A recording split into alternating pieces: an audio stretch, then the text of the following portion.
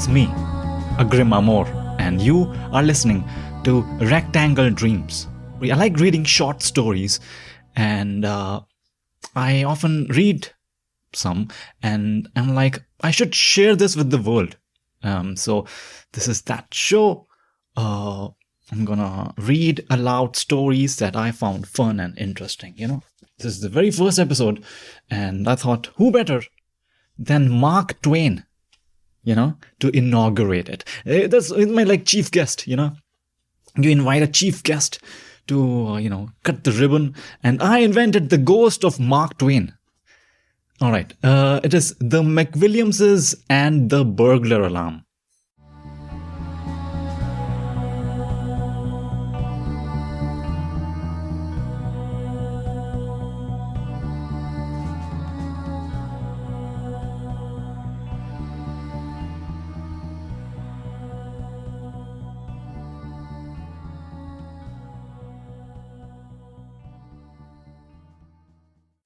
The conversation drifted smoothly and pleasantly along from weather to crops, from crops to literature, from literature to scandal, from scandal to religion, then took a random jump and landed on the subject of burglar alarms.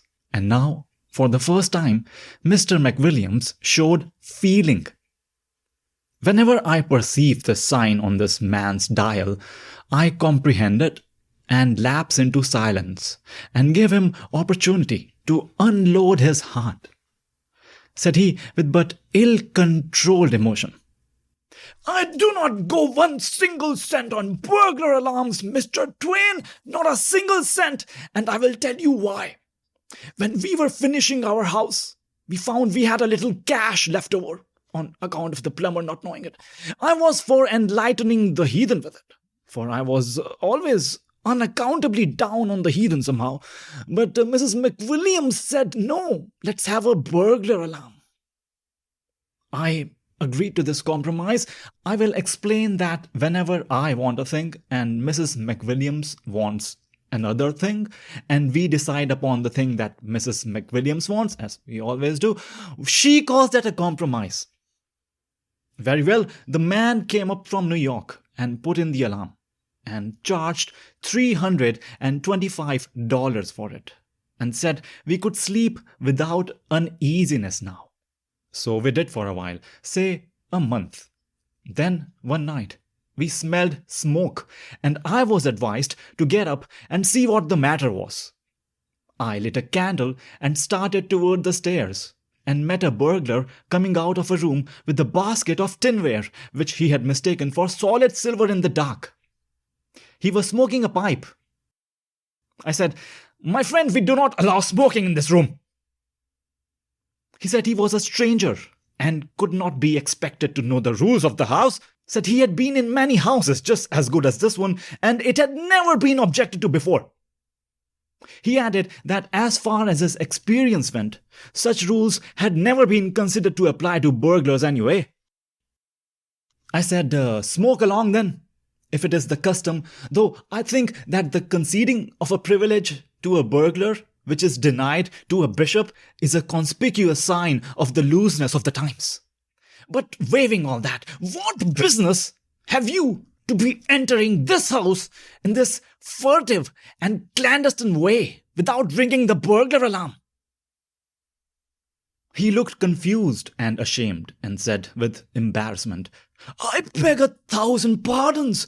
I did not know you had a burglar alarm, else I would have rung it. I beg you will not mention it where my parents may hear of it, for they are old and feeble. And such a seemingly wanton breach of the hallowed conventionalities of our Christian civilization might all too rudely sunder the frail bridge which hangs darkling between the pale and evanescent present and the solemn great deeps of the eternities. May I trouble you for a match? I said, your sentiments do you honor, but if you will allow me to say it, metaphor is not your best hold. Spare your thigh this kind light only on the box and seldom there, in fact, if my experience may be trusted. But to return to business, how did you get in here? Through a second-story window. It was even so. I redeemed the tinware at pawnbrokers' rates, less cost of advertising, bade the burglar good night, closed the window after him, and retired to headquarters to report. Next morning, we sent for the burglar alarm man, and he came up and explained that the reason the alarm did not go off was that no part of the house but the first floor was attached to the alarm. This was simply idiotic. One might as well have no armor on at all in battle as to have it only on his legs. The expert now put the whole second story on the alarm, charged $300 for it, and went his way. By and by, one night, I found a burglar in the third story, about to start down a ladder with a lot of miscellaneous property. My first impulse was to crack his head with a billiard cue, but my second was to refrain from this attention because he was between me and the cue rack. The second impulse was plainly the soundest, so I refrained and proceeded to compromise. I redeemed the property at former rates after deducting 10% for use of ladder, it being my ladder, and next day we sent down for the expert once more and had the third story attached to the alarm for $300. By this time, the annunciator had grown to formidable dimensions. It had 47 tags on it, marked with the names of the various rooms and chimneys, and it occupied the space of an ordinary wardrobe. The gong was the size of a wash bowl and was placed above the head of our bed. There was a wire from the house to the coachman's quarters in the stable, and a noble gong alongside his pillow. We should have been comfortable now, but for one defect. Every morning at 5, the cook opened the kitchen door in the way of business, and rip went that gong. The first time this happened, I thought the last day was come sure. I didn't think it in bed, no, but out of it, for the first effect of that frightful gong is to hurl you across the house and slam you against the wall and then curl you up and squirm you like a spider on a stove lid till somebody shuts the kitchen door. In solid fact, there is no clamor that is even remotely comparable to the dire clamor which that gong makes.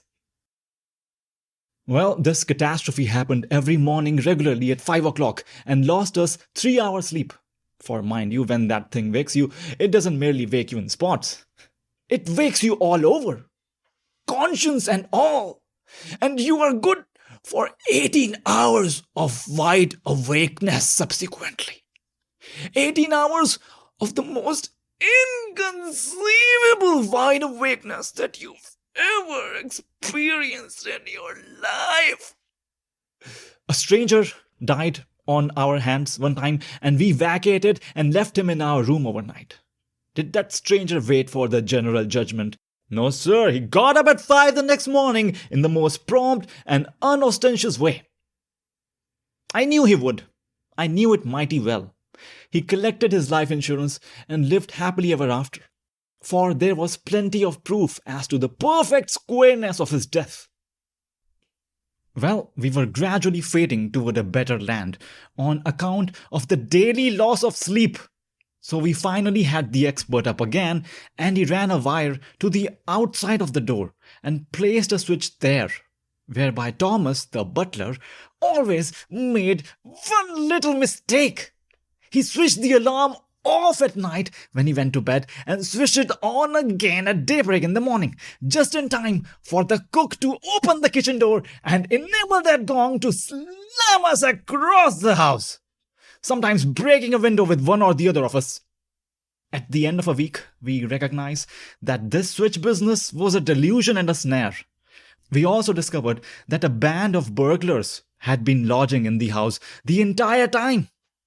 Not exactly to steal, for there wasn't much left now, but to hide from the police, for they were hot-pressed, and they shrewdly judged that the detectives would never think of a tribe of burglars taking sanctuary in a home notoriously protected by the most imposing and elaborate burglar alarm in America.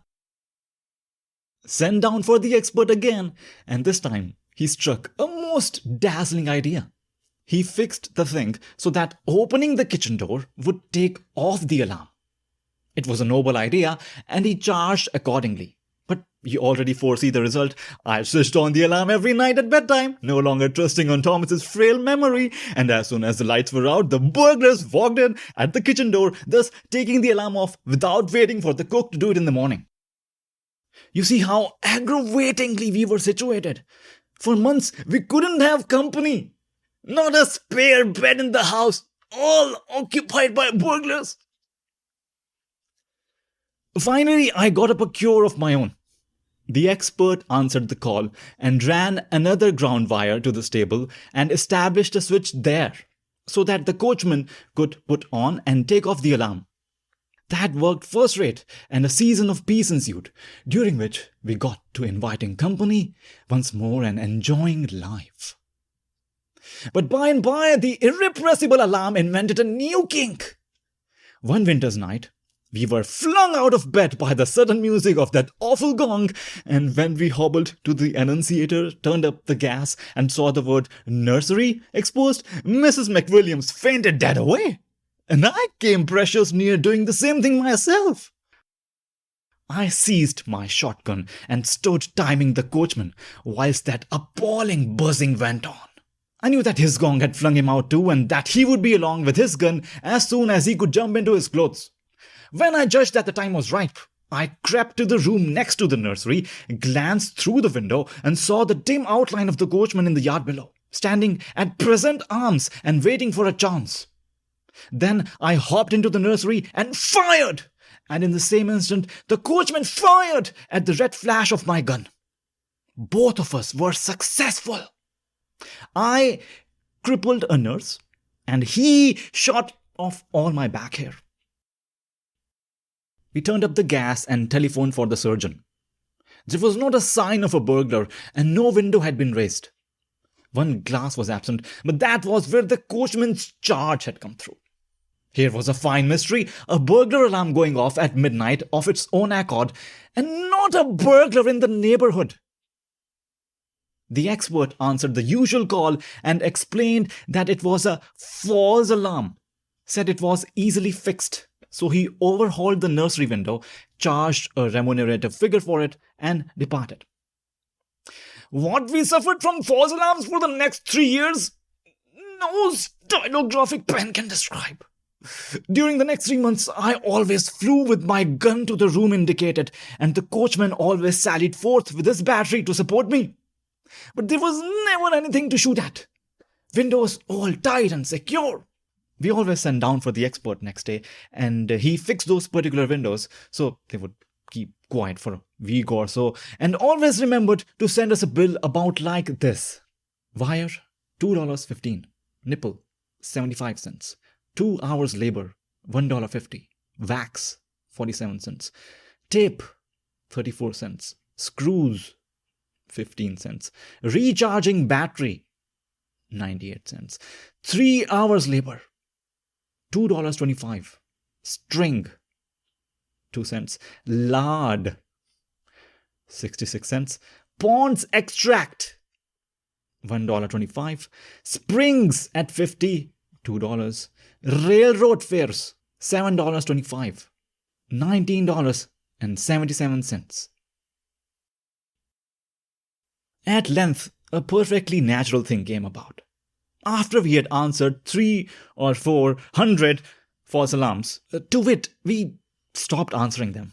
Yes, I simply rose up calmly when slammed across the house by the alarm, calmly inspected the annunciator, took note of the room indicated, and then calmly disconnected that room from the alarm, and went back to bed as if nothing had happened. Moreover, I left that room off permanently and did not send for the expert. Well, it goes without saying that in the course of time, all the rooms were taken off and the entire machine was out of service. It was at this unprotected time that the heaviest calamity of all happened. The burglars walked in one night and carried off the burglar alarm. Yes, sir, every hide and hair of it, ripped it out, tooth and nail, springs, bells, gongs, battery and all. They took 150 miles of copper wire. They just cleaned her out, bag and baggage, and never left us a vestige of her to swear by. I mean, we had a time of it to get her back, but we accomplished it finally for money. The alarm firm said that what we needed now was to have her put in right, with their new patent springs in the windows to make false alarms impossible, and their new patent clock attached to take off and put on the alarm morning and night without human assistance. That seemed a good scheme. They promised to have the whole thing finished in 10 days. They began work and we left for the summer. They worked a couple of days, then they left for the summer. After which, the burglars moved in and began their summer vacation. When we returned in the fall, the house was as empty as a beer closet in premises where painters have been at work.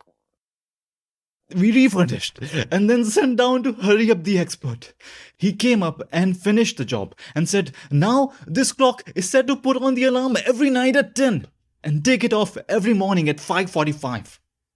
All you've got to do is to wind her up every week and then leave her alone. She will take care of the alarm herself." After that, we had a most tranquil season during the 3 months. The bill was prodigious, of course, and I had said I would not pay it until the new machinery had proved itself to be flawless. The time stipulated was 3 months, so I paid the bill, and the very next day, the alarm went to buzzing like 10,000 bee swarms at 10 o'clock in the morning. I turned the hands around 12 hours, according to instructions, and this took off the alarm. But there was another hitch at night, and I had to set her ahead 12 hours once more to get her to put the alarm on again. That sort of nonsense went on for a week or two. Then the expert came up and put in a new clock. He came up every 3 months during the next 3 years to put in a new clock. But it was always a failure. His clocks all had the same perverse defect. They would put the alarm on in the daytime and they would not put it on at night. And if you forced it on yourself, they would take it off again the minute your back was turned. Now, there is the history of that burglar alarm. Everything just as it happened, nothing extenuated and not set down in malice. Yes, sir, and when I had slept 9 years with burglars and maintained an expensive burglar alarm the whole time, for their protection, not mine, and at my sole cost, for not a damn cent could I ever get them to contribute, I just said to Mrs. McWilliams that I had had enough of that kind of pie, so with her full consent, I took the whole thing out and traded it off for a dog. And shot the dog. I don't know what you think about it, Mr. Twain, but I think those things are made solely in the interest of the burglars. Yes, sir, a burglar alarm combines in its person all that is objectionable about a fire, a riot, and a harem, and at the same time had none of the compensating advantages of one sort or another that customarily belong with that combination. Goodbye, I get off here.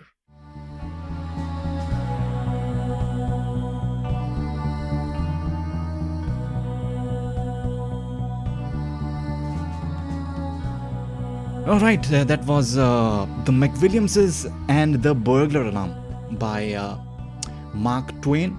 Could have also been the McWilliamses and Microsoft Windows. You know? Alright, I'll catch you next time. Bye-bye.